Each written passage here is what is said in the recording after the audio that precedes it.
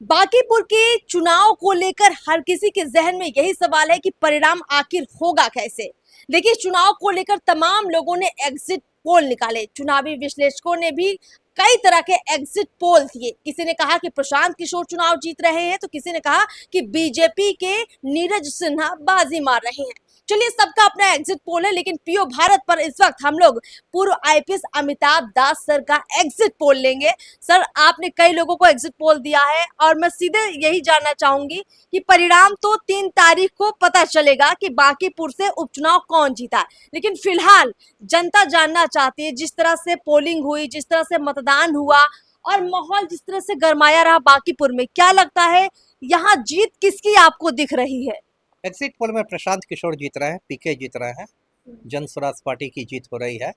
अब भाजपा के पास एक ही रास्ता बचा है कि ज्ञानेश कुमार और चुनाव आयोग ईवीएम हैक करा दे। जी, मतलब आपको ये लगता है कि जिस दिन मतगणना होगी उस दिन कुछ खेल हो सकता है, लेकिन अभी पीके जीत रहे अभी हैं। पीके जीत रहे हैं। जी, अगर मैं इसके पीछे का कुछ तर्क पूछूं आपसे, आपको क्यों लगता है पीके ही जीत रहा है? क्योंकि गढ़ है बीजेपी का बांकीपुर। गढ़ था, अब भूतकाल में बात कीजिए। अच्छा। वर्तमान काल में बात नहीं कीजिए। हाँ।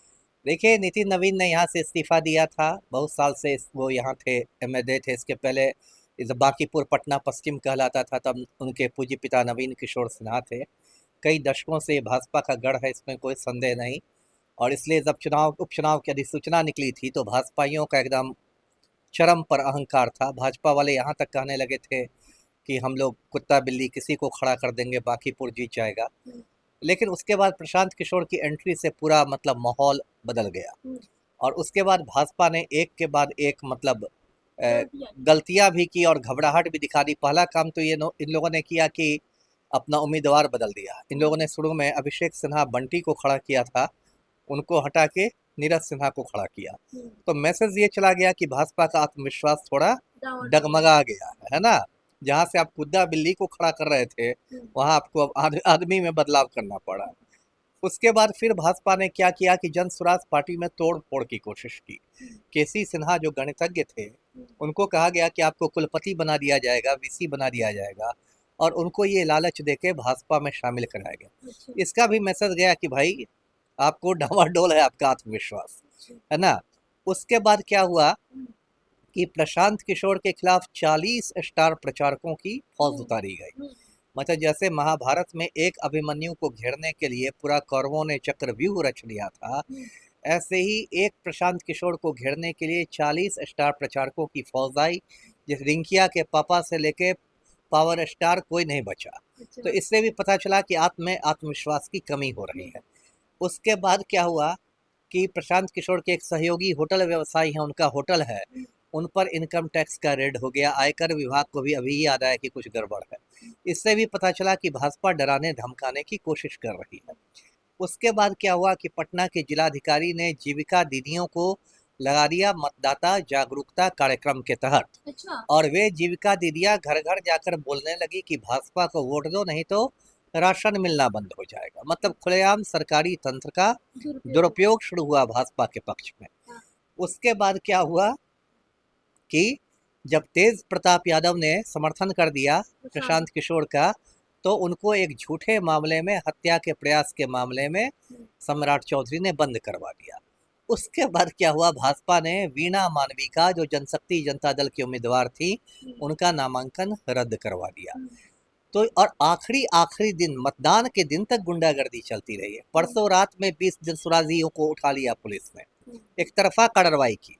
सीनियर एसपी पटना को बताना चाहिए कि क्या सारे गुंडे जनसुराज में ही हैं?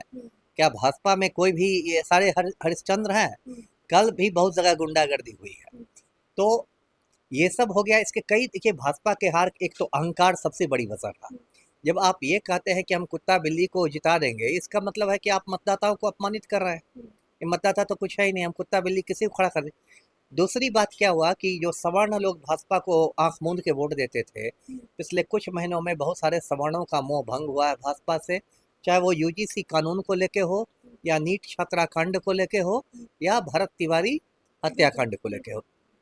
तीसरी बात थी कि इसी दौरान जंतर मंतर का जनजी आंदोलन शुरू हो गया, और जो फिर पूरे देश में फैल गया, पटना में भी फैला, और हर जगह बहुत क्रूरता से उसको दमन करने की कोशिश की गई। लड़कियों के कपड़े फाड़े गए, लाठियां चलाई गई, पेलेट गन का इस्तेमाल हुआ। तो उससे भी जो आपने कल देखा होगा, कल मतदान की एक खासियत रही कि जेनजी के वोटरों ने बहुत बढ़ चढ़ के मतदान किया है। तो कहीं ना कहीं एक मंशा थी जेनजी में कि भाजपा को थोड़ा सबक सिखाना है, इनका दिमाग बहुत चढ़ गया है। और एक बात यह है कि प्रशांत किशोर का जो कद है, उनकी राष्ट्रीय स्तर पर पहचान है, उस कद के सामने नीरज सिन्हा कुछ नहीं।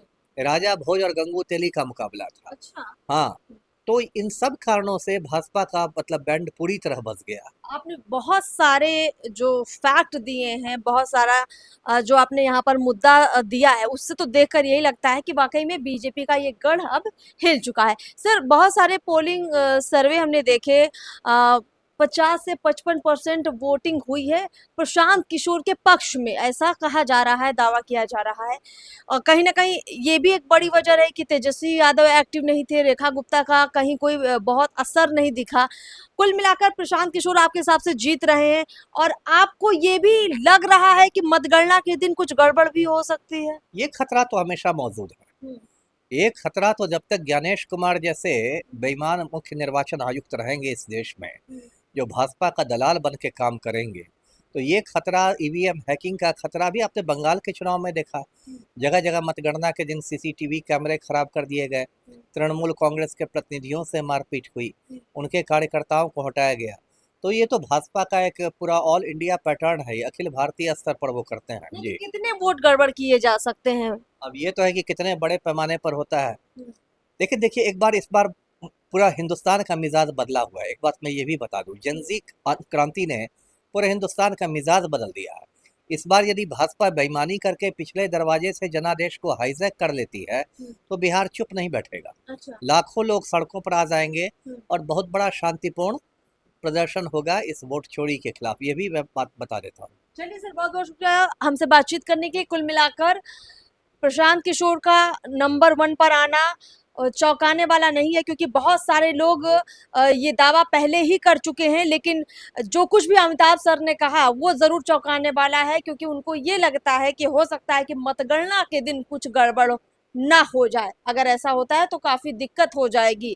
खैर, कुल मिलाकर देखते हैं कि मतगणना के दिन क्या परिणाम आता है। फिलहाल प्रशांत किशोर चुनाव जीत रहे हैं। नमस्कार।